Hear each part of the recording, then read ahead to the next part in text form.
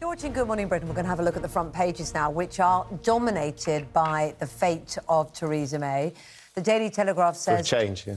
Yeah, quite. Tory men in grey suits, they say, from the Backbench 1922 committee, told a tearful Prime Minister that her time was up during an apparently emotionally charged meeting.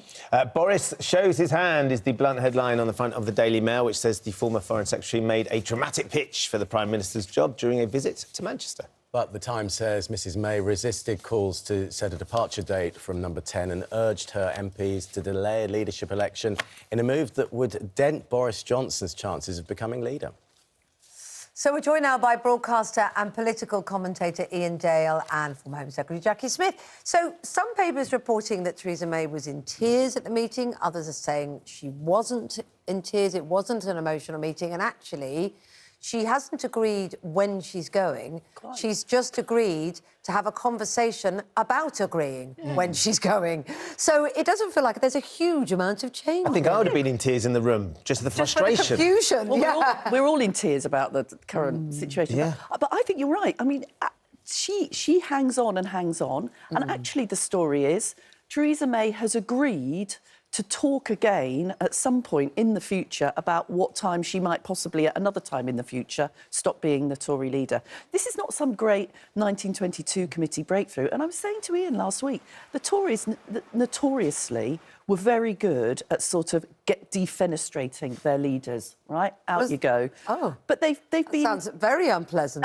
Does that mean just getting them out, essentially? Yes, getting rid of. Getting rid of. And they have been sort of rather feeble, actually, this time. And Theresa May has been pretty strong. I mean, that woman has got sticking power. Have they been feeble, Iain, or is it just the nature of the fact that she won that vote of confidence and there's not much they can do? They have traditionally been ruthless at getting rid of leaders that are failing and that they think won't win them an election. But this time, they haven't done that. They should have done it many months ago. They've just delayed the inevitable. She won the vote of confidence, though. Well, she did, but she wouldn't win one now. She but she's got a year, though. That's the point, isn't it? Well, she has, but the fact that she still isn't willing to give a date means that they're probably going to change the rules. So if she doesn't give a date on June the 3rd, when she has this conversation with Graham Brady, they will change the rules and they will have a vote of confidence. Theresa May will no longer be Prime Minister by the autumn. I think she will announce the date for her going. She'll stay on while they have a leadership election, but by the autumn she won't be Prime Minister. So June the 3rd, that date's picked because that's the date we think the next vote. The next humiliation, because she will lose that as well. But you see, she seems determined to try and get that through. Is it just as a kind of, I want to at least have done that kind of emotion, or is it because she wants to make sure that Brexit is at least in part resolved? Well, of course she wants to do that, but the definition of insanity is trying to do something over and over again and expecting a different outcome, and she's not going to get a different outcome. What she's done now is actually given Tory MPs who want her to go an incentive to vote against the withdrawal bill when it comes in on June the 3rd. So unless Labour comes to her rescue, possibility, and they abstain on the withdrawal bill and it goes through, and even then, she said she will go if it goes through. I think her time is coming to an end. Why Jacqui, would Labour why would they do that? Yeah, Why would they abstain? Well, good question.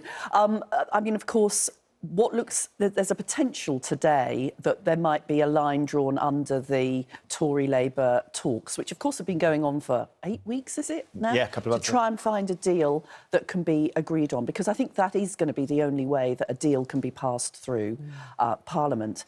But, of course, it seems unlikely that they're going to get to a position that Labour can formally endorse, because Jeremy Corbyn has said they would need a full customs union in order to be able to do that. So, short of that, remember that the Labour position is still, we want to deliver a Brexit, but we want it to be a Brexit that we can support.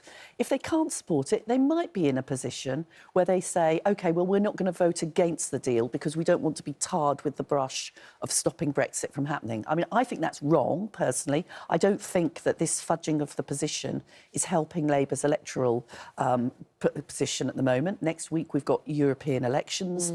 Some of the latest polling suggests that Labour has actually now dropped into 3rd place, potentially, behind Brexit and the Lib Dems. But that might be the reason why they decide to do it. But, you know, it is true that Theresa May has said, I will go after I get the deal through, which is what has given her a bit of extra time.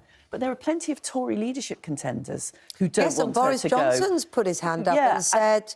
Hello, I But will he do wants it. her to go sooner so that he can step into the Brexit issue, whereas others actually would be quite keen on her sorting out that Brexit issue before they... He wants her to go sooner and there to be a short contest, and so the new leader to come in by the end of July. Because if that happens, it will be one of the favourites that wins. Whereas if it's delayed till October, it could be one of the dark horse candidates that comes through the middle, like David Cameron did in 2005. So you feel like she will be Prime Minister till the autumn, so it would be a longer race and therefore... It depends on the timetable. The party has to agree the timetable. It is possible for a new leader to be elected, say, by the end of July, in which case she would go then. But I suspect the more likely timetable is a longer one, where the leader comes in maybe in September. What I think they don't want to do is have a beauty contest at the Tory party conference in October, like happened in 2005. I think they want the new leader to come in and effectively be crowned at the party conference. At that point. Yeah. Talking of David Cameron, we've got the official release date of his autobiography just before the Tory conference in September. How helpful is that? I mean, to be fair to him... That is when people publish... Well, he has delayed it also so much, and it wasn't because he hadn't finished writing it. And he wrote a huge amount of words for this book. I went to see him about 6 months ago at his home in Notting Hill, and he was actually doing the Europe chapter, which I think he found quite a challenge. You must have had to rewrite that several times as time's gone on. Well, Had he been enjoying the process, Ian, when you talked to him about it? I think he had, actually. I mean, everyone was saying David Cameron's really unhappy and sort of not really knowing what to do next. Well, I spent about an hour with him, and he was in great form. He seemed to be enjoying the writing process. He had nearly finished at that point. So Is that where he writes? Does he write in the caravan in the garden? the shed? Well, I think he wrote most of it actually at his home in Notting Hill. I think that was a good media story. Right, OK. I don't think he spent a huge amount of time in his little shed writing. Is it a book that you're looking forward to reading, Jacqui? You'll be in it. Undoubtedly. Oh, hello. How come? What chapter's that? Yeah, what chapter's that? Wow. There's a little bit of insight there. Have we got an exclusive? I will... Am I looking forward to it? No. I will read it because I think, actually, what Prime From Ministers... the library, though. You won't pay for it, will you?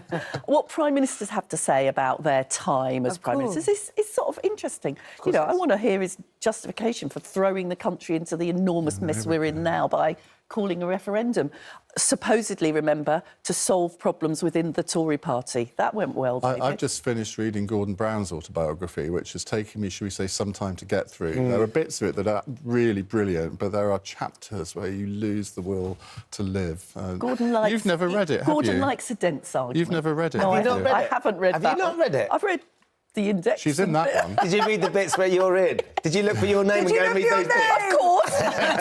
You tell me a politician that doesn't go straight to the index and check up on What have they said about me? I've been reliably informed that David Cameron's caravan, as I call it, costs £25,000. It's more of a shed and a posh shed at that. But it is on wheels. I think I've it's on got a wheels. caravan in North Wales which sleeps 6 people that costs less than £25,000.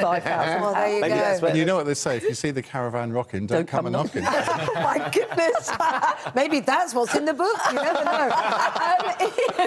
You always talk about Brexit, and I? it Only turns if out... you you're always ask me banging on about You're it. always banging on about it. And yet you apparently love to be in Europe for one reason. I Jacqui, do. you'd like to remain, but you don't. We're talking Eurovision. I want to leave. We absolutely You don't are. love Eurovision, do you? No, I would perfectly happily Brexit Eurovision. Have you ever met a gay man that doesn't like Eurovision? Ah, that's an interesting point. But you've been. I've been twice. Where did you I go? went Which ones did you to I went to Dublin in 1994, and I was one of the first people ever to see Riverdance.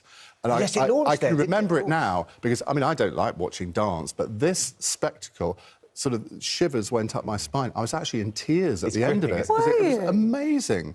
And then I went to the Birmingham one in 1997 when Katrina and the Waves won. And Sir Graham Brady, the Labour government. chairman of the 1922 committee, that why they won?